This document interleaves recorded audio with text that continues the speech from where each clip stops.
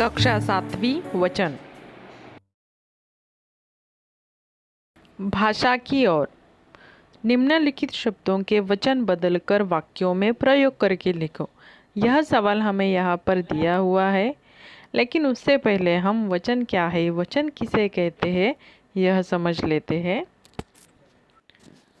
शब्द के जिस रूप से संज्ञा की संख्या का बोध होता है उसे वचन कहते हैं। मतलब कोई व्यक्ति हो, वस्तु हो या स्थान हो, वह एक है या फिर एक से ज़्यादा है, उसका हमें जिस शब्द से बोध होता है उसे ही हम वचन कहते हैं।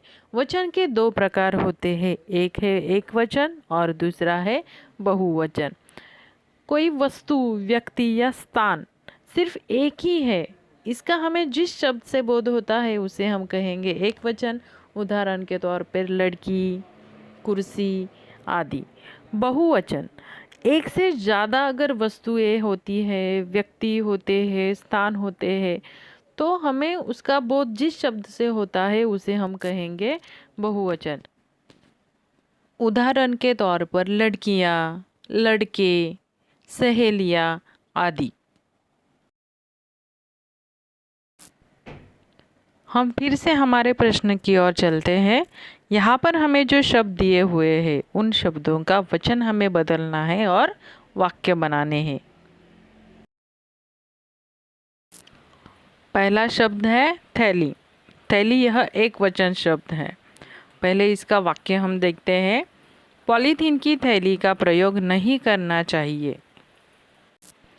थैली का बहुवचन होता है थैलियाँ। अभी उसका वाक्य, मनीषा थैलियाँ लेकर बाजार जा रही है।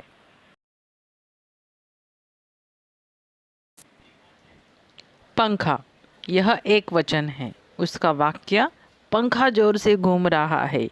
उसका बहुवचन हो गया पंखे।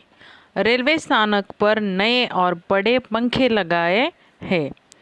तीसरा शब्द यहाँ पर दिया हुआ है हमें दीवार। दीवार हो गया एक वचन। उसका वाक्य, हमारी घर की दीवार बहुत मजबूत है। दीवार का बहुवचन हो गया दीवारें। मेरी पाठशाला की दीवारें विभिन्न चित्रों से सजी हुई है। अगला शब्द हमें यहाँ पे दिया हुआ है राजा। राजा यह एक वचन भी होता है और बहुवचन भी उसका राजा ही होता है, लेकिन वाक्य में इस्तेमाल करते वक्त उसका अलग अलग अर्थ निकल आता है। तो चलो देखते हैं।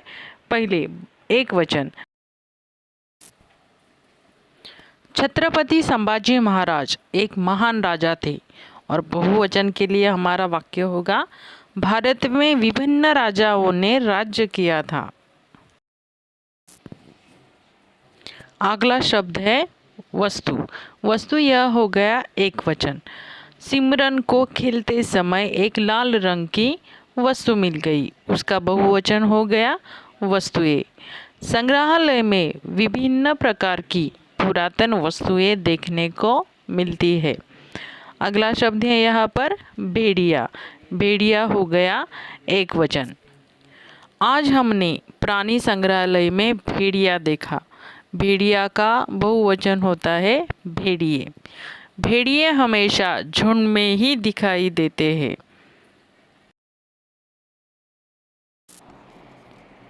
हमारा अगला शब्द है रोटी। रोटी हो गया एक वचन। छोटी रिंकू आज माँ से रोटी बनाना सीख रही है। उसका बहुवचन हो गया रोटियाँ। आज मेहमान आने वाले हैं, इसीलिए माँ ने ज़्यादा रोटियाँ बनाई है। बहू। बहू हो गया एक वचन। बहन सीमा जी की बहू बड़ी खूबसूरत है। बहू का बहुवचन हो गया बहुएं। जोशी जी की घर की दोनों बहुएं मिलजुल कर रहती है। इस प्रकार आज हमने दिए हुए शब्दों का वचन बदलकर वाक्य बनाना सीख लिया।